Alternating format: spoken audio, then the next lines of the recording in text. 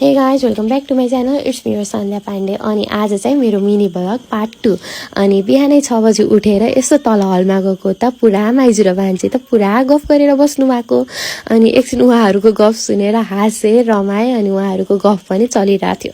अनि यसो फ्रेस भइदिउँ न त भनेर ब्रस गरेँ, मुख धोएँ। अनि किचनमा गएँ। किचन जाँदा आमाले त पुरा मलाई जिस्काइराख्नु भएको, बिहे कहिले गर्ने नाति नि भन्दै। अनि मैले बिहे त अझै 15 वर्षपछि गर्ने आमा, हजुरले पहिला डन गर्नु हुन्छ भन्दै डन गर्नुभयो। अनि आज चाहिँ हाम्रो पूजामा जाने काम थियो।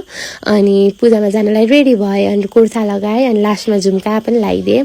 अनि यता चाहिँ माइजूले मम्मीलाई सिगार दिँदै हुनुहुन्थ्यो, साडी लगाइदिँदै हुनुहुन्थ्यो भनौँ।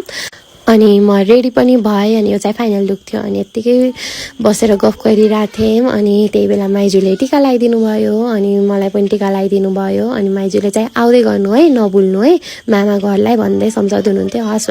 अनि आमाले चाहिँ मेरो हात समातेर नजाऊ के नजाऊ भन्दै हुनुहुन्थ्यो। अनि हिँड्ने बेला चाहिँ आमा यस्तै रुनु भयो कि मलाई एकदमै स्याड भइरहेको थियो। अनि त्यसपछि आमा रोइरहनु भएको थियो, तर म नरुनु भन्दै हिँडेँ।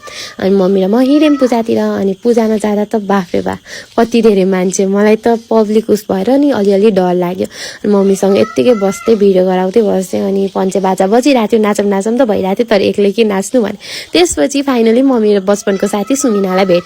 अनि सुमिना र म चाहिँ सानैदेखिको डान्स पार्टनर है त। अनि ऊ आएपछि त म नाचेँ, उसँग चाहिँ नाचेँ एकदमै। अनि ऊ र म एकदम गफ गऱ्यौँ। अनि यहाँ चाहिँ उहाँ हुनुहुन्थ्यो मुना दिदी। अनि उहाँले मेरो घर हिँड कि हिँड भन्नुभएको थियो, तर म जान्न।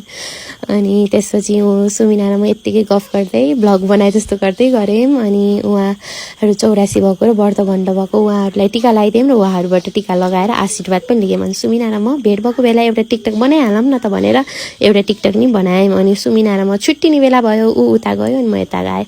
अनि म यता सेमारा आएँ। अनि सेमारा आएपछि चाहिँ यो बहिनीले मेरो साथ नै छोडी थिइन् क्या। आएपछि जो मसँगै बसै थिइन्। अनि यति माया गरी थिइन् कि।